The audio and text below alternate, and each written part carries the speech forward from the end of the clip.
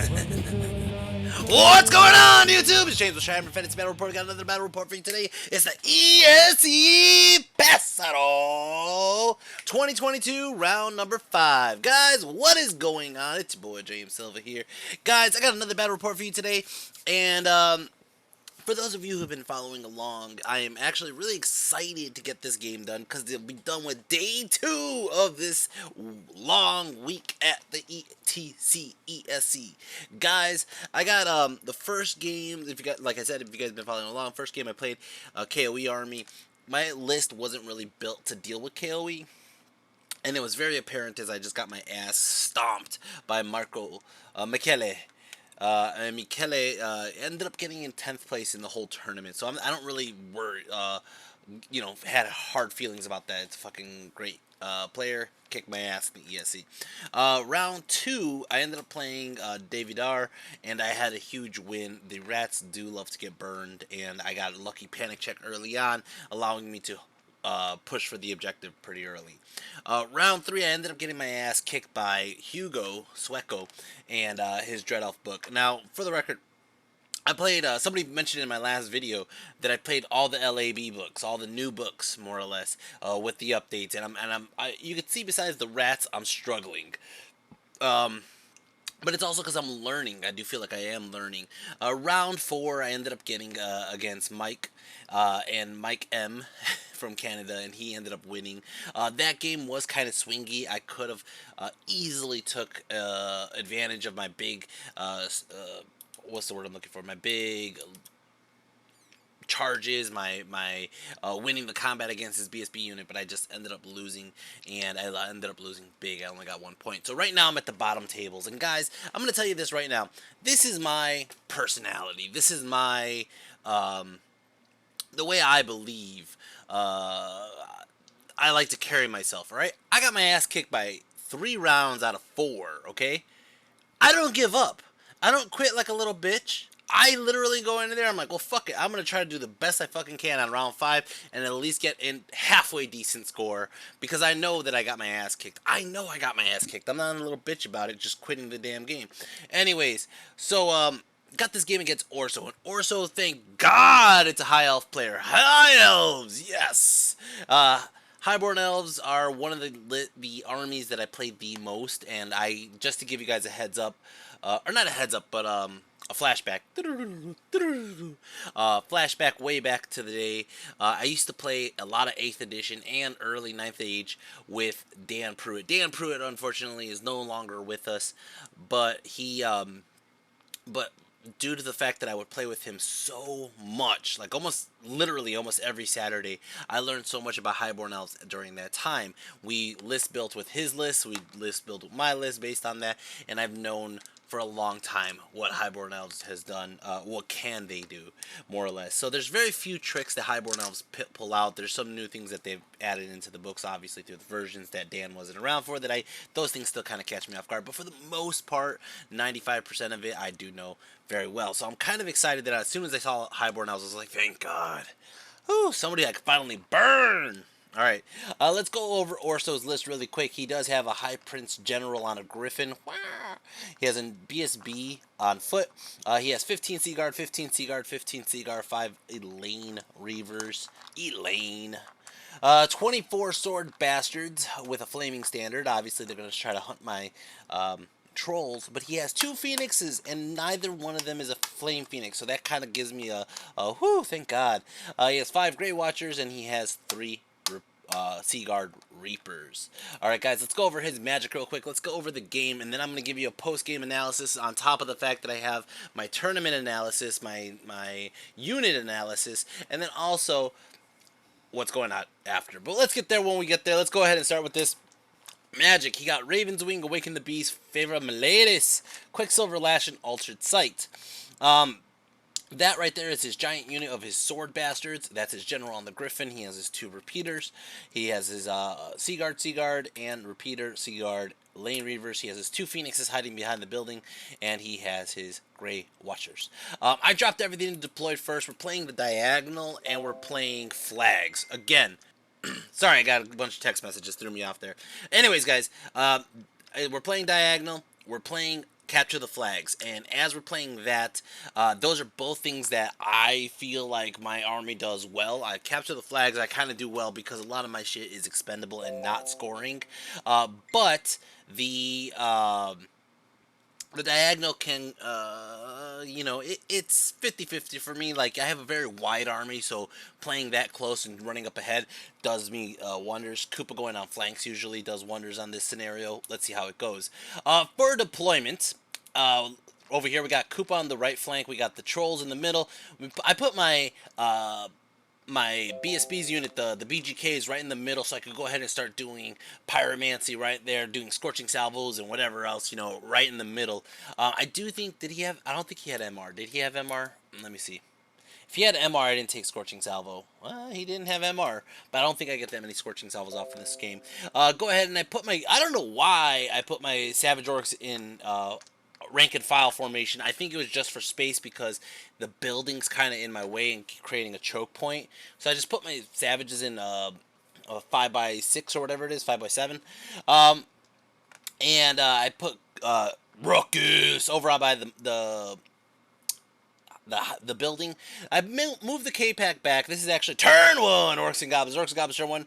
I did move the K-Pack back, by the way, to protect it, the backside from the Phoenixes flying over. I actually did not even bother putting the Black Orcs out there because the Black Orcs,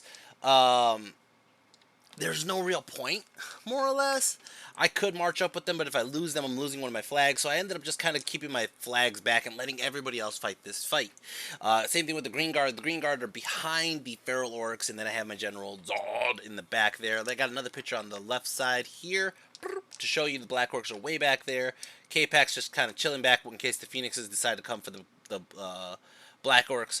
Alright, but yeah, that's basically my movement. That's basically my turn. Let's go into Magic. Magic, I got a 6 on the Flux. I go ahead and I get a Pyroclastic Flow off. He lets it go off. I target just one Bolt Thrower. That Bolt Thrower blows up. Boom! And basically, nobody panics on this side. But the second time, we're going to go Fireball onto the other Bolt Thrower. Get rid of these Bolt Throwers. Keep Zod alive.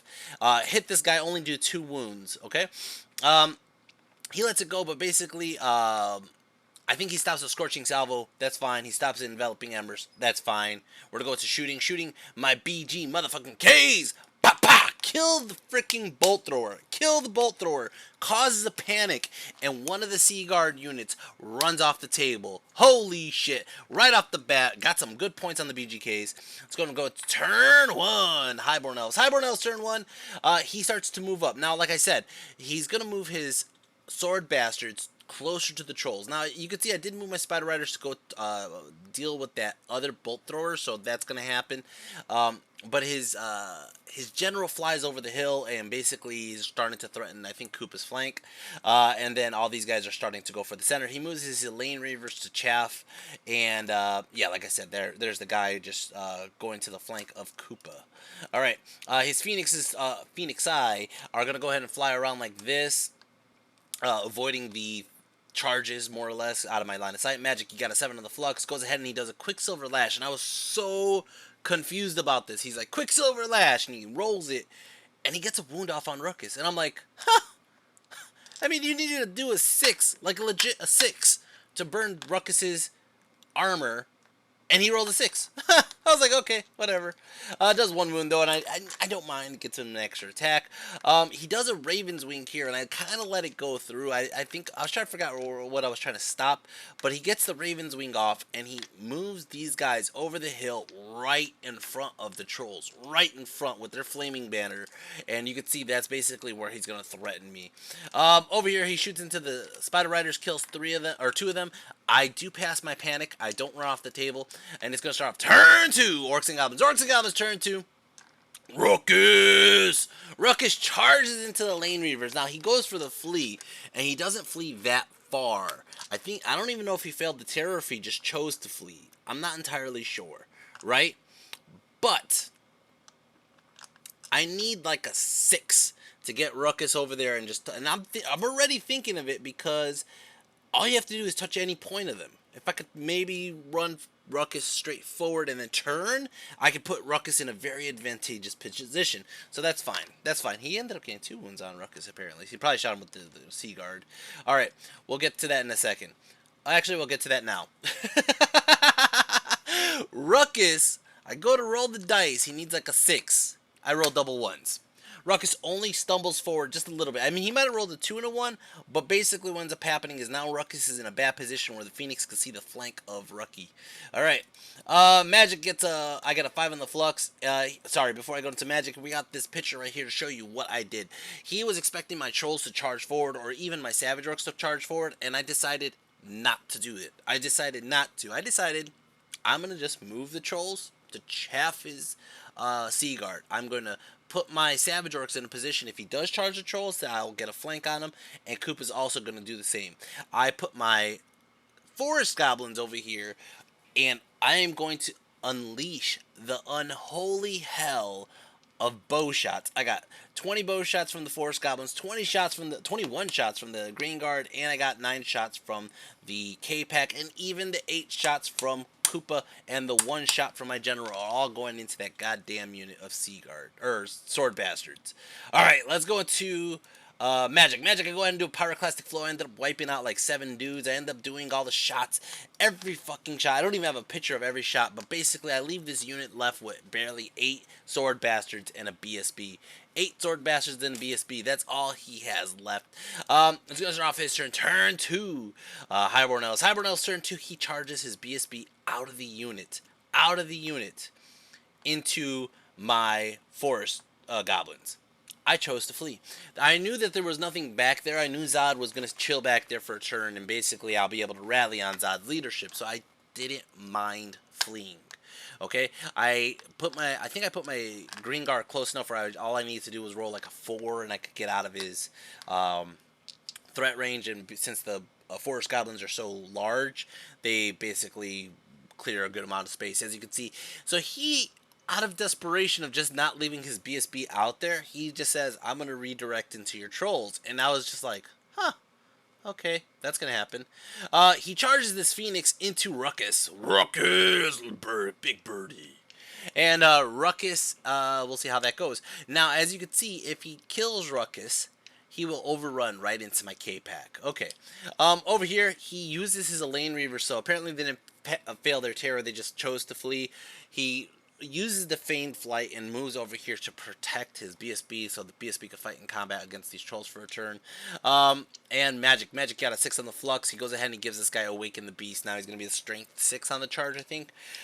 His Sea Guard are going to start shooting into my Savages. They'll only do 2 wounds. At this point, I kind of think like, I don't have to have my Savages walk into all these Sea Guard shots. I could just kind of chill in the terrain. These Grey Watchers are going to shoot into my Savages, do a wound. The Bolt Thrower in the fight with the Spider Rider. Spider Rider's charged in. He did 3 wounds. He ends up doing 2 wounds. I do win combat, but he's going to stay there, no problem. Over here, close combat. I think he did 0 wounds. I think he hit like 4 times, did like 3 wounds, and I regened them all. My Trolls just go bleh and puke on them. They do 2 wounds after stomps and everything. I go ahead and I win combat, I think. He has a charge, a flank, and a BSB. I did 2 wounds and a rank. I think it's a tie. And I reform to face off at him. And it's going to go ahead and start off my turn. Orcs and Goblins, turn 3. Orcs and Goblins, turn 3. And I keep dropping these damn dice I'm playing with. Let me put them down. Alright. As you can see, over here, right by with the Phoenix, the red Phoenix, he did win the combat against Ruckus. He did. As soon as he broke Ruckus, I chose not to use my General's leadership, and I took the panic check with the Goblins, the Chariots, the K-Pack, and the K-Pack fails. They run through all my shit, and he's like, oh, shit, and he overruns into nothing. He was actually ready to say, let me redirect. I'm like, you can't. It's an overrun. It's not like a fucking new charge. And he's like, shit. So his Phoenix just goes to nowhere. My K-Pack runs back over here. My General Zod charges into his Elaine Reavers. They, I don't know if he fled. I think he fled, and he didn't flee that far, and Zod ends up catching them. Zod's leadership bubble ends up keeping the. I don't even know if it was the leadership bubble or if the fact that I just let the K-Packs just rally on their own, but they did. At least the BSB was there. Right now, I know that Phoenix is a problem. I do know that Phoenix is a problem. It looks like, yeah, my Savages charged into the Sword Masters now that the Sword Masters are depleted. He runs, and he runs beyond the mountain. Through his unit beyond the mountain net. So now the Savages are kind of like just sitting out there like with their cock in their hand right now. He's going to lose his BSB to the Trolls. That's fine. The Phoenix is the big issue right now. I have to deal with them. The other one is looking at the Black Orcs. Black Orcs just ranked up, just kind of dealing with it. Magic get a 2 on the Flux, and I go ahead and I give my, I want to say I gave my Forest Goblins the Altered Sight. Alright, so I give my Forest Goblins Altered Sight. Go ahead and I shoot at them with the Common Goblins, end up doing a wound. And then the Forest Goblins shoot into him, do a second wound. Okay? Not bad. Not bad. I got 2 wounds. I think they only got 5, maybe 6. Alright. The Trolls end up killing off the BSB, and I reform into ranks, looking this way just in case. I want to say just in case that Phoenix gets through. The Trolls will kind of watch out that edge. Over here, the Spider lost to the damn High Elves. The High Elves killed the Spider. It's going to start off turn 3. Turn 3! This is a huge turn, by the way, guys. He charges his Phoenix. Oh, I see what I did. I see what I did. I put my Forest Goblins in the forest to hold that stubborn. I did do it this time. I did. But he decides I'm going to charge over your Green Guard into your Forest Goblins, the BGKs. Now, based on this picture here, I probably did give Altered Sight to my Green Guard because I expected them to fight in the combat with the Phoenix, right? But he's going to charge over. And when he charges over, I have a big old grin on my face, and I go, stand and shoot, throwing weapons. 40 tomahawks coming at that motherfucker. No -1 penalty because of the size of the giant bird over my goblins. I don't care about that. I am going to take a -1 for the range, I want to say, or the stand and shoot itself, right? So I'm hitting on 6s, wounding on 6s. I pop my breath weapon with the freaking dragon staff. I go ahead and I use my BSB's Mazazappa bow and bop! Pop that fucking bird! He was like, what the fuck just happened? What the fuck just happened? I was like, you ain't charging shit, motherfucker. You ain't charging shit. That's your fault for charging the BGKs, motherfucker. Alright. The rest, he charges his Phoenix into the Black Orcs here. He charges his General into Koopa. And he gets in, of course. And basically, he rallies his Sword Bastards way back there. You know, I think he's rallying on half leadership right now. Let's see, what's a quarter of 25? No, I needed to kill like a body or 2 more. Now the Trolls are kind of looking at nothing, which is kind of pointless. They did take 2 wounds, apparently. Shooting, he's going to shoot here into the Trolls. I think he might have got 2 wounds here, to be honest. Now, for the record, you see those 2 little buttons there? One of them I got from Argentina back in Croatia. It was kind of like their gift to me when we played them.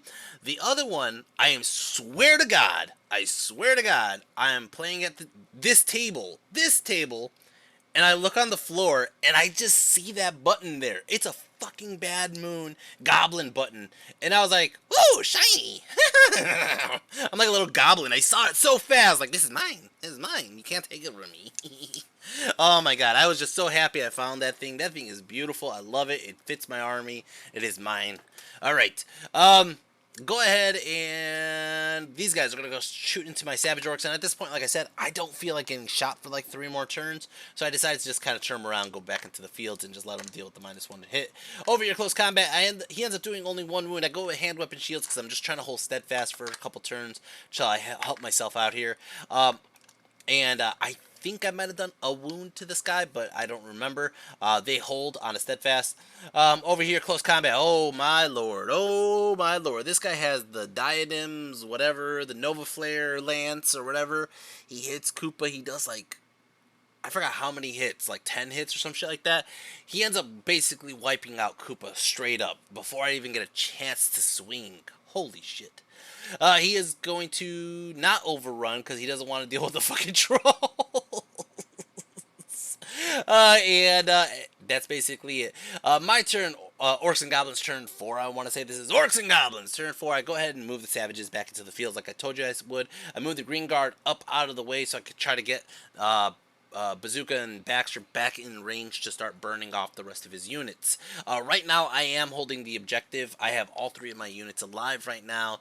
The Black Orcs are in trouble, and right now I already took, I think, 1 unit or 2 maybe. I think it was just 1 unit. All I has, but just moving closer with Bazooka and Baxter. I think I popped the. I don't know. I did not pop the Relentless. I just moved up. And I go ahead and I rearrange the trolls to be protecting Zod from this guy if he wants to charge in. Zod cannot be charged at all because the guy doesn't fit. The guy who's right there, the general, can't get a flank on Zod. Can't touch a tip without it being like an illegal charge. So that's fine. And then if he does charge into the trolls, I'm setting up the K-Pack to flank charge him right then and there. All right, Magic got an 8 on the flux. Go ahead, and I don't really have a picture of what happened in Magic. What happened in Magic? I don't know. Maybe I failed a roll, and then he stopped one, and I just had nothing else really to do. But I think I was just out of range. I think I was out of range of most of my stuff. But the Black Orcs end up doing 3 wounds onto this Phoenix. He ends up killing off a couple more Black Orcs. I still stick on that Steadfast. It's going to start off turn 4, Highborn Elves. Highborn Elves turn 4. You can see most of his dead pile there is back there, but he decides to regroup here. He moves his general out of range of all the shit behind the hill. He keeps his swordmasters hiding out of range, and his other units are going to go ahead and shoot at me. These guys are going to shoot. They end up doing a wound onto my savages, but like I said, I made it harder for them to hit me. Over here, close combat, as you can see, at this point, I'm down to almost a rank. Just 1 rank of Black Orcs. So at this point, I'm like, I'm just going to go paired weapons, and I'm going to just try to kill this bitch. He ends up... do I have a picture of it? I don't think... Oh, it's not over yet. That's why. Okay, my bad. Shot me. Okay, I think I was still doing hand weapon shield here. He ended up killing my 2nd rank. I'm still holding the Steadfast. It's going to start off my turn. Orcs and Goblins turn number 5. Orcs and Goblins turn number 5. I'm kind of worried about this right now. I'm kind of like, if the Savages stay in the fields, it's not going to win me a huge win. I'll still, I'm like, let me just move them up. I'm going to try to blast as many Sea Guard as I can to lessen the shots. My trolls move up basically to start threatening his shit on the right side. K-Pack is just kind of protecting the right side, and Zod is making sure nobody comes over the hills in the center. Savages are moving up, but at this point he's being so defensive, and I think this is just my reaction for him being defensive. I was just kind of like, well, fuck it, I have to move up. Also in this game, for the record, my opponent doesn't really speak English. And I have a posse of people watching me. I have Hermanard, Carl, Eric, Amanda. There were some other people there who were just trying to talk to me, probably my brother. And that's probably why there's a lack of pictures, is there was a lot of people trying to talk to me, and I'm like, guys, I'm playing a tournament game, don't let me do this, but they didn't say anything about the game specifically. They were just kind of talking to me about plans. Also, my brother was trying to figure out what the fuck can I do about the fact that the taxi scenario, right? Magic got a 4 on the flux. Go ahead and I do an enveloping embers. End up burning off half of his Sea Guard here. End up doing the attribute to kill off a couple of these Grey Watchers. Over here, like I said, I went with paired weapons. Ended up killing off the Phoenix on that last turn. That last turn he actually whiffed. He only killed 1 guy, and I went with paired weapons, and I just hit him, wounded him, killed him with the Black Orcs. Black Orcs, actually, I really do like this unit. It's just really hard to fit in my list at this current moment, I would say. Well, at this current moment, obviously, they're in my list. I do like the Black Orcs. I do think that they're a good unit. I think that they're a little expensive for what they do, but more or less, that was still pretty good. They killed the Phoenix. Frost Phoenix. As for his turn 5. He again just starts to move back. You can see his units actually turn around. He starts to basically retreat.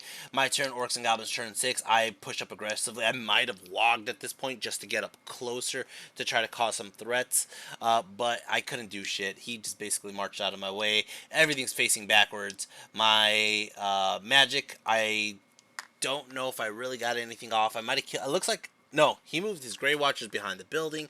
I might have killed that one unit up there, maybe, but I don't think I did. I don't have any more pictures, and basically we just kind of call the game. He could turn around all he wants. He has no charges.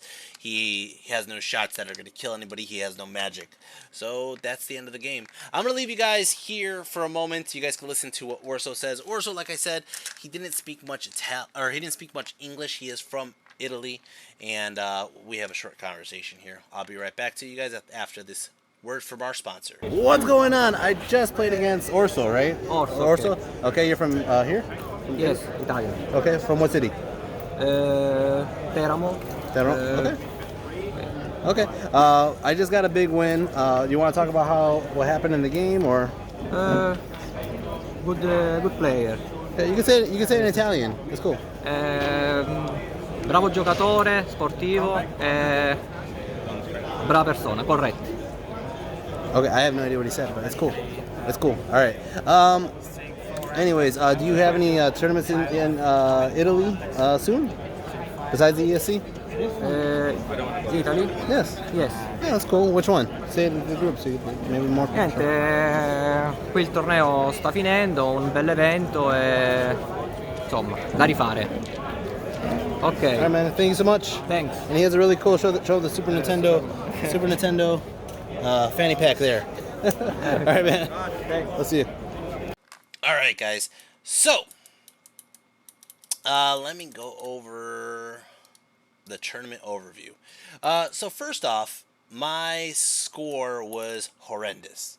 I don't mind. Like I said, I played two armies, I should say, that I probably would not want to play, which is KOE on both of them. And that alone kind of gives me the, not that I shouldn't be ready for KOE, but it just, it's a team game. I do feel Pyromancy is a very strong lore to bring in a team game. As you can see in this game, Pyromancy kind of wrecked his, and I'm dropping the dice. I told myself I would stop playing with these goddamn dice. But, Pyromancy was really strong against High Elves. It's really strong against a lot of naked armies. It just, that's the benefit of having it in a team game. But in the singles tournament like the ESC, the Pyromancy was kind of a harm. And it does make me think about how I play singles versus teams, more or less. As for, let me see. The whole ESC, like I said, I only had 2 victories. One was against Vermin Swarms and one was against Highborn Elves. That kind of told me straight up that, like, oh, well, against the list that I could burn, I have a good chance of doing well, right? As for the rest of my team, okay, we'll start from the bottom, okay? We're going to start from the bottom. Jorge, Neil, Euron, and Jesse were out in town having fun. They didn't really give a rat's ass about the tournament, the ESC. Jorge played in the tournament. He got low man on the totem pole out of the players that we had there. He got 74th place. He had a very similar experience that I did. He got the 2 wins, 3 losses, and I think our points are only 2 points difference. So that means he had 3 big losses. Not on my team, Alex Harrison was not far off from George, and then I was in 68th place. All right. Going up, we have Charlie. Charlie had, as you can see, 2-2, which means he didn't play his 5th game. He didn't play his 5th game. I think after the second loss, he wanted to watch Gonzalo play his last game because Gonzalo was doing really well. And then Super Orco ended up getting a 3-1. Same scenario. Super Orco was kind of watching our last guy, Gonzalo, because Gonzalo was actually playing for the top spot, and Gonzalo won the ESC. Holy shit! So we're starting off the ETC weekend with one of our players literally winning the ESC, getting first place. He had 4 wins, 1 loss. He barely won by 1 point. That 1 point difference, Gonzalo won. Congrats to him. We were making fun of him the whole weekend. We're like, we could take him. We could take him. You won the ESC. You could do this. You could do this. pumping him up. Gonzalo is a new member to Team Mexico. He hasn't came with us in the previous years. Previous years, he actually played on Team Australia, and I think, has always been Australia since I met him. And one year he was a actual referee at the ETC. We, it was kind of a like, what's the word I'm looking for? Refreshing to see our new player just kind of come in with such a high win. Besides that, besides the ETC ESC, there's a couple things I wanted to talk to you guys about. Whoops. Let's see if I could get, these are all screenshots. That's what I'm looking at. All right, so let's get out of the screenshots. Let's go back to Italy Orso match. All right, so first off, Euron goes and gets a Vespa for himself. All right, because Euron got the Vespa for himself, he said that more or less there was no other Vespas at the rental.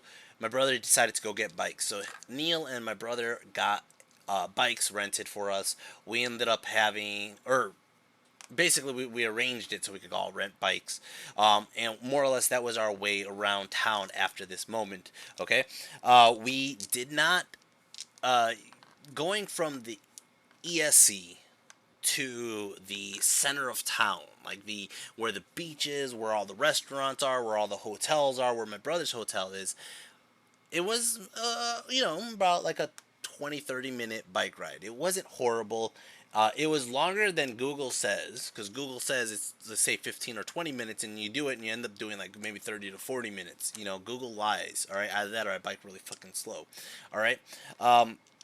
And the first bike that they rented, the seat did not stay. It was loose, so it was just kind of janky all over the place, and it was a pain in the ass for me to ride to the city center. So I ended up stopping at some random ass like mechanic shop, getting them to fix my bike seat. And I don't even speak the language. I was just like, tighten, please. Can I use wrench? Riding around the city center was actually fun. It was actually a breeze. There's bike paths. It was easy to get from point A to point B. It was really fast. It was really convenient. Okay. What Amanda and I did not expect was the ride from the city center back to the Airbnb. Okay, because we didn't expect that. You hit the Google Maps, and the Google Maps tells you, oh, it's about like a 40, maybe 45-minute bike ride. No, they fucking lie. They fucking lie out their stupid asses. It's going up the mountain. Up the mountain. You know how much an incline sucks on a bike? You know how much an incline sucks on a bike when you weigh as much as I weigh? God damn. I was pushing and pushing and pushing, and Amanda was like, James, I can't do this. This fucking sucks. I still haven't recovered from the other day with the fucking hangover or food poisoning, whatever it is. And she's like, this sucks. I am not built for this. And I'm like, I know, and I'm trying to be positive. I'm just like, yo, we got this. We could just keep doing this. Come on, we're almost there. We're almost there. And I kept telling her that, but it was a fucking lie because I looked at the damn Google Maps and I was like, we're not almost there. That shit was far as hell. By the end of it, it took us maybe 2 to 2.5 hours to bike up the mountain. Bike up the fucking mountain. Holy fuck. I was dripping sweat. And it's like 1 a.m. We get to the door. We get to the actual door to try to get in. And Amanda has the key. And it has two keyholes. No doorknob, just 2 keyholes. So you go to the first one, you twist it, you hear a click, click. Alright, cool, that means it's unlocked. You go to the second one, you go ahead and twist it, you hear a click, click, and all of a sudden the door won't open. And we're like, what the fuck? So let's try to twist it the other way. Nothing. Try to twist it the other way. Nothing. Try to turn one this way. Nothing. What the fuck is wrong with this door? Why won't this fucking door open? We're standing out there for about maybe 15 or 20 minutes, sweating our balls off or my balls off. She doesn't have balls. But sweating my balls off, trying to fucking open this door at 1 a.m. I'm tired. I'm crabby. I'm fucking annoyed the fact that we just went up this goddamn mountain in the middle of the fucking night. And all of a sudden, Hermanard, who's on the other side of the door, you could hear him just trying to fuck with the door, and he's like, what the fuck? What the fuck? And he's just trying to like, we couldn't fucking open this fucking door. This fucking door sucked. Eventually, about like 20 minutes later, Hermanard gets the door open. It is the most insane fucking door I've ever seen. He's just like, this thing is weird. Maybe you have to turn it this way. He thought, if I recall what he said, which I figured something else out, you turn one way, turn one the other. All right. But at this point, I was just like, this sucks. All right. So we go inside, and Hermanard immediately is like, all right, I'm up. And again, it's like 1, maybe like 1:30 in the morning, okay? I'm already telling Amanda on the ride up the mountain that if it took us 2 hours to go up, it might take us 2 hours to go to where the ESC is, all right? Because the time is different in the fucking Google Maps than what it says, right? And not only that, but we don't know where we're going, so we're going to have to stop often and look at the fucking map to see where we're going, right? So now, to be there at, 9 a.m., we're probably going to have to leave at like 7, okay? And, not only that, I am the captain. There might be a captain's meeting. You want to get your shit settled. You want to not just show up and go right into the game. You have to give yourself some time to get there. So I said we should probably be ready to be there at 8, maybe 8:30, truthfully. And that means we're going to have to leave at 6.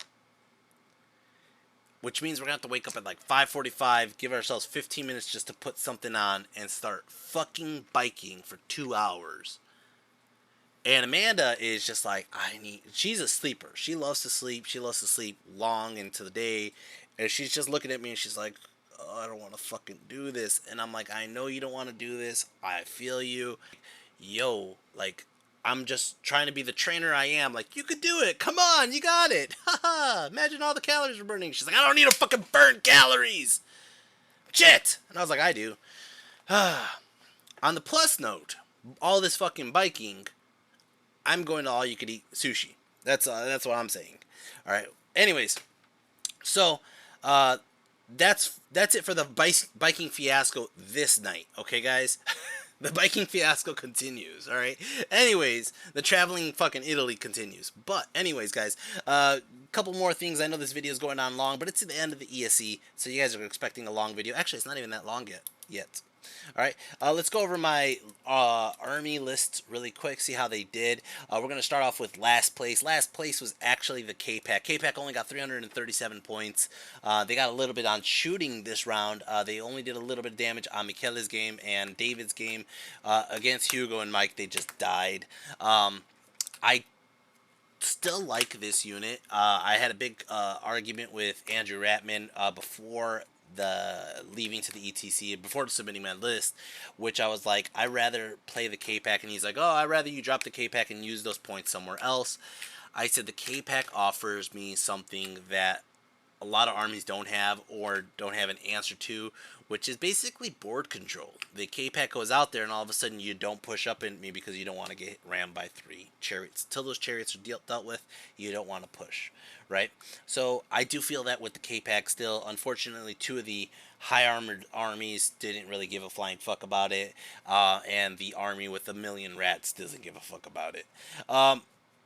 In 10th place goes to the Spider Riders, who actually outscored the K-Pack, which I do like the unit of Spider Riders. Just being honest with you guys, I do like them. I just find it hard to use them. Or not use them, I'm sorry. I find it hard to implement them in my list, and I'm going to give you the reason why. Every time I played with the dogs, the Goblin Raiders on Wolves, that Wog chaff, that 20-inch movement on the chaff, is huge and usually could save my bacon. Usually. The Spider Riders, because I scout them and then Vanguard up, I usually have them in a bad spot, or I'm threatening things early and make people turn around and shoot them. And like I said, I do like that flexibility that they have, but as for chaff, they don't end up being chaff most of the time. They end up just dying to trying to kill a war machine or something stupid. Alright, 9th place goes to the Green Guard. The Green Guard was pretty solid. They do what they do. 8th place went to the Blorks, the Black Orcs. The Black Orcs ended up getting most of those points on the Phoenix fight right now. 7th place is kind of a disappointment. It's General Zod. Zod didn't do too much. In David's game, Zod got most of his points. In 6th place goes to Ruckus. Ruckus had one big game against David, and then the rest of the games he didn't do much. He didn't even wound this, and that was kind of the shit. This game was he didn't even wound the Phoenix. So in fifth place goes to Koopa, which is another disappointment. Koopa did horrible this game. Overall, he did mediocre numbers. I want to see how he does in ETC because those numbers do not really excite me for the cost of what Koopa is. In sixth place or fifth place, fourth place goes to the BG motherfucking Ks, and the BG Ks did most of that this game. They got almost 900 points this game out of 1168. Third place goes to the Trolls. Trolls actually did solid numbers. They did really solid numbers this game. They killed that BSB, but they consistently did something in every game. Even if it wasn't much, they consistently did something. Second place goes to the Feral Orc Ad Bashers. The Feral Orc Ad Bashers, Savage Orcs, they actually were huge in David's game, huge in Mike's game. They could have been even bigger in Mike's game. This game they didn't do anything because the guy played far back and avoided them. And in first place goes to Baxter the motherfucking Pyromaniac. Baxter the Pyromaniac is honestly very consistent first or second place. And it's really hard for me to pull a Pyromancer out of the unit because of how well this unit does with Baxter leading it, more or less. Guys, that's it for this, my list here. I'm going to keep a running total going on for ETC and then an individual total for ETC, kind of to see the reflection of a list that I was supposed to play against versus a list that I wasn't supposed to play against. There's a couple more things that I have to say.